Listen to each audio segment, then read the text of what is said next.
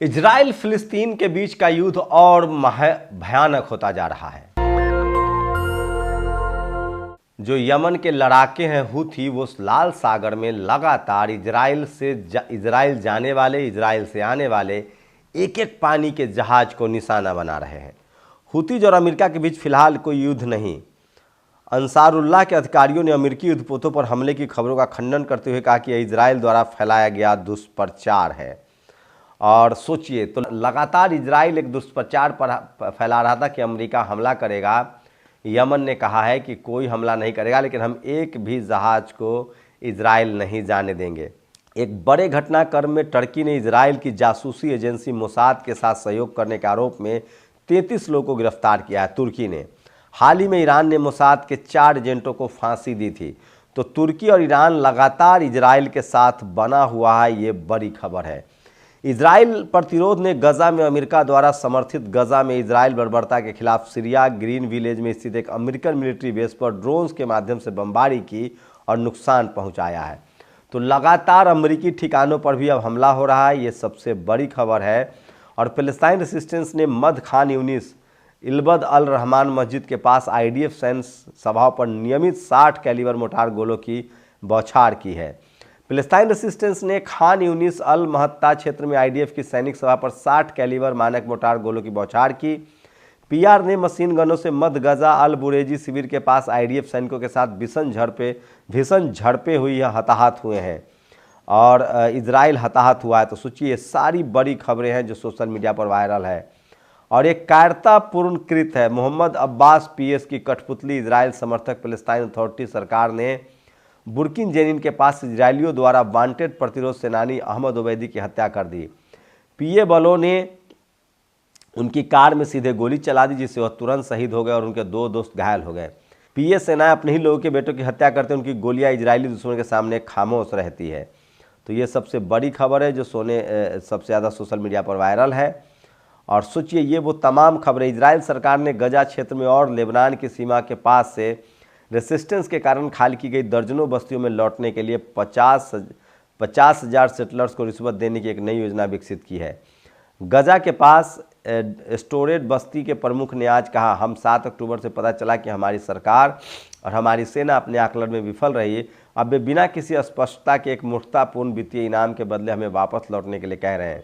Netanyahu और IDF पारदर्शिता से बात नहीं कर रहे हैं। उत्तरी इजराइल के किरियत सिमोना के मेयर ने कुछ दिन पहले कहा था, यदि आवश्यक हुआ तो मैं किरियत सोमान की ओर जाने वाली सड़कों पर लेट जाऊंगा। हम वापस नहीं लौटेंगे जब तक रडवान फोर्स कुलीन लड़ाके यहाँ सीमा पर मौजूद हैं।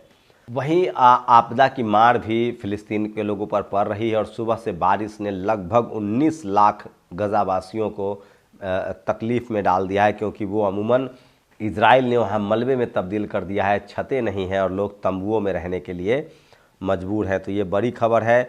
और जैसा कि पिछले पोस्ट में लिखा था, कोलाल्किया अजान की लड़ाई में आईडीएफ की हार हुई है। 4 फिलिस्तीनी युवा शहीद हुए, उनके नाम हैं। तो ये तमाम बड़ी खबरें सोचिए सोशल मीडिया पर वायरल है। और कई घंटों की सशस्त्र झड़पों के बाद आईडीएफ अजूम कोलालिया के पीछे हट गया है। आईडीएफ ने स्वीकारा कि उसके कई सैनिक घायल हो गए हैं। फिलिस्तीन पक्ष के 4 युवा शहीद हो गए। नीचे ऑडियो टेप में फिलिस्तीन शहीद होने के पहले भगवान को याद कर रहे हैं। ये तमाम खबरें हैं। और कई घंटों की सशस्त्र झड़पों के बाद तो लगातार फिलिस्तीन जो है वो सरेंडर नहीं कर रहा है और इजराइल को चुनौती मिल रही है। फिलिस्तीन रेसिस्टेंस ने अरीहा में अल सुल्तान शिविर में एक बड़े हमले के दौरान आईडीएफ बलों पर गोलीबारी की है। कई विस्फोटक उपकरणों से आईडीएफ के वाहन जो है वो नष्ट हो गए हैं। एक तरफ फिलिस्तीन रेसिस्टेंस कोलकालिया पर आक्रमण करने वाले आईडीएफ टुकड़ियों पर घात लाकर गोलियां बरसा रही है। वहीं दूसरी तरफ फिलिस्तीनी युवा अपने फाइटर्स की रक्षा के लिए आईडीएफ के ऊपर जलते टायर फेंक रहे हैं। आईडीएफ चारों तरफ से घिर गई है। जेनिन पर आईडीएफ के आक्रमण के बाद फिलिस्तीन रेसिस्टेंस और आईडीएफ के बीच तीव्र संघर्ष हो रहा है। और नेबुलस, जबुल अल तूर और बेत फ्रॉक आईडीएफ चौकियों पर तैनात इजरायली सैनिक पर फिलिस्तीन रेसिस्टेंस ने गोलीबारी की है। तो ये जो पूरे डिटेल्स मैं आपको दे रहा हूँ किस तरह से, सोचिए, जेनिन में आईडीएफ की डोटन चौकी पर फिलिस्तीन सेनानियों और आईडीएफ सैनिकों के बीच सशस्त्र झड़पें शुरू हुई। प्रतिरोध सेनानियों ने तुल्केराम दक्षिण में एवेनी हेड नाम के इजरायली बस्ती पर गोलीबारी की। मुख्य जेनिन शहर में रेसिस्टेंस ने आईडीएफ बलों की गोली और विस्फोट के उपकरणों को तो निशाना बनाया। तो ये तमाम बड़ी खबरें हैं जो आज सोशल मीडिया पर वायरल है। और उत्तरी गजा में आईडीएफ निरंतर अपने सैनिक वापस खींच रहा है। इजरायली सूत्रों के अनुसार आईडीएफ क्षेत्र से हटना जारी रखेगा। आने वाले दिनों में 2-4 ब्रिगेड को और हटा लिया जाएगा। पिछले सप्ताह ही 6 ब्रिगेड वापस ले ली गई है। तो इजराइल युद्ध के मैदान से अब भाग रहा है।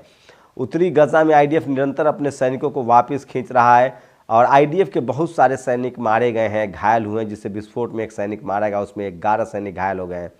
पिछले 24 घंटे में केवल 5 इजरायली अस्पताल में 51 घायल आईडीएफ सैनिक पहुंचे हैं।